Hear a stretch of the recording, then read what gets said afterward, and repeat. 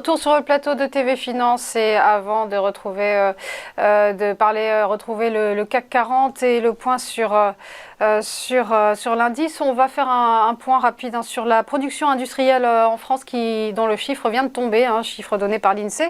Et cette production industrielle, eh bien, elle se stabilise au mois de mai avec une progression de plus 0,8% en mai, rappelant que cet indice était en recul de 0,3% en avril, donc une bonne performance pour cet indicateur. Voilà, vous le voyez, il est à l'image. On va retrouver Hervé Dupré pour évoquer le CAC 40. Bonjour Hervé.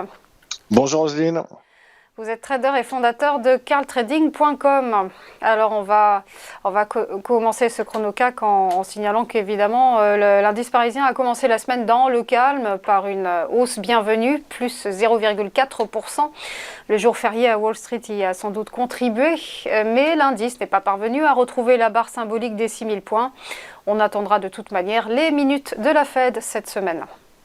Exactement, vous avez parfaitement résumé. Donc hier était un jour férié à Wall Street, l'Independence Day. Et donc aujourd'hui, comme j'ai l'habitude de le dire, c'est un jour 1 de la semaine pour les marchés où on va se réaligner. Et ce matin, on va attendre les PMI services pour la France dans 1 heure et l'Allemagne. Et puis, comme vous le disiez aussi, c'est les minutes de la Fed ainsi que de la BCE qui seront éventuellement les game changers de cette semaine. D'un point de vue technique, on est très au milieu. Graphiquement, on n'a pas vraiment d'informations qui nous permettent de privilégier un sens. On peut juste identifier des points clés.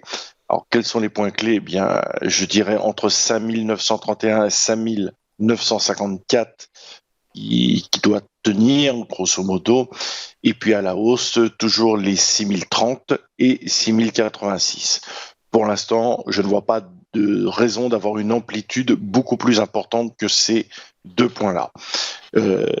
Il faut attendre les statistiques macroéconomiques qui sont relativement peu nombreuses cette semaine, plutôt fin de semaine, comme vous le disiez. Donc en attendant, on se contente de petits écarts intraday autour de 5980, on va dire plus ou moins 50 points, ce sera un grand maximum à mon avis pour la journée. Merci beaucoup Hervé Dupré pour votre éclairage. À suivre les Market Movers.